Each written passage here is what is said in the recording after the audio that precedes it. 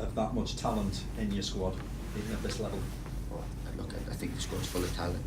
You only look at our training sessions and so on. I'm excited by what we have here. It's just giving them our structure, making them train as we train and act as we act, and then look,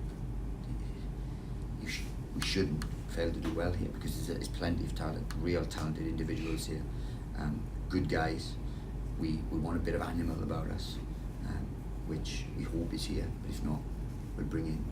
But once we get all those components, then we'll be a better team. I know you've only been here 5 minutes, but do you feel he's got a big future in the game? I feel he's got a real chance. Now, whether he's got a big future in the game, I don't put too much pressure on the boy, because he's only played one game. He obviously came on at Shrewsbury and did very well, but we've got to make him into a championship stroke top end player, you know. So let's not get carried away too much, because we won't. But we'll give him constant work and constant belief, and at times we'll have to take him out to the firing line and rest him and speak to him. Sometimes we'll have to be hard on him, and sometimes we'll have to put an arm around him. But that's managing young players, and these days it's managing all players. What's been the work since Tuesday night? Have you had to try and lift the lads back up again after that defeat? I think it's explained to them. We debriefed today, and we're just saying, what do they think?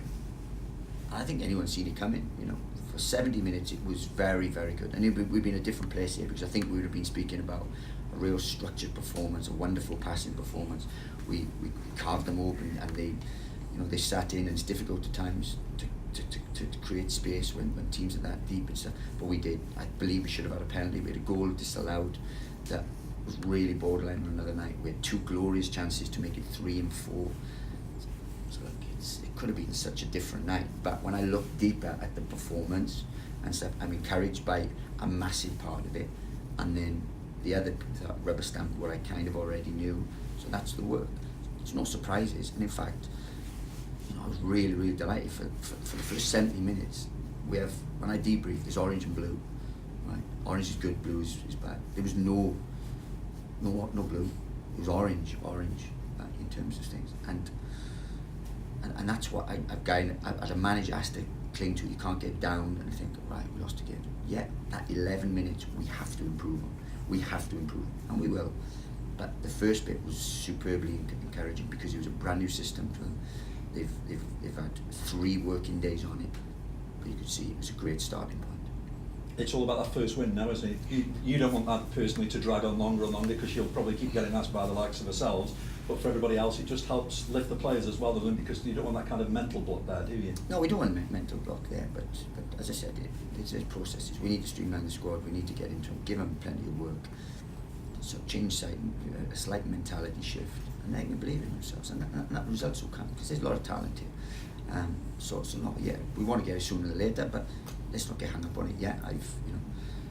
Deservedly we lost to Brentford because we didn't defend very well. I thought the other day was as difficult a result as I've ever had to take, barring the playoff semi-final. But we're moving in the right direction. Is it a good thing then that you're playing the league leaders, and no disrespect to the team at the bottom, Ipswich, rather than them coming here?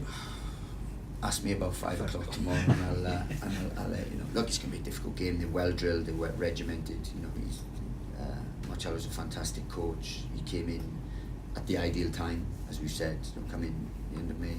He can work right throughout. He signed players who were his players.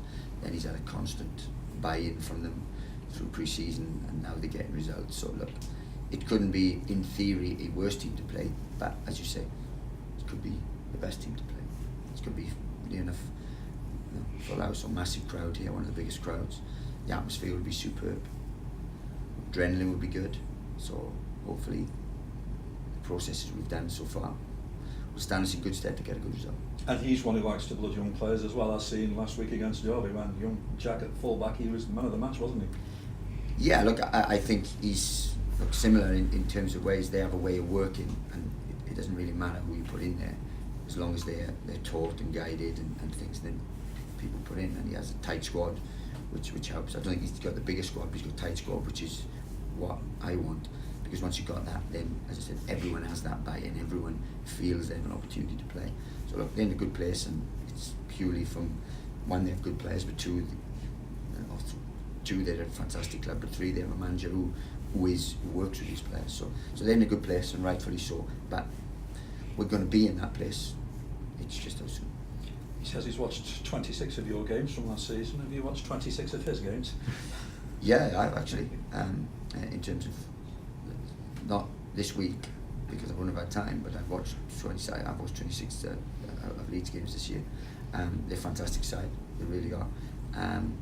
But he would have learned a lot about me. He was very complimentary to me in the press, which I'm very appreciative for. Someone like him.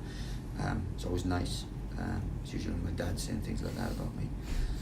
But no, look, I'm very happy, and it's a great challenge to come up against a side that play real good tactical football. But we've got to be tactically right tomorrow, and then implement the game plan.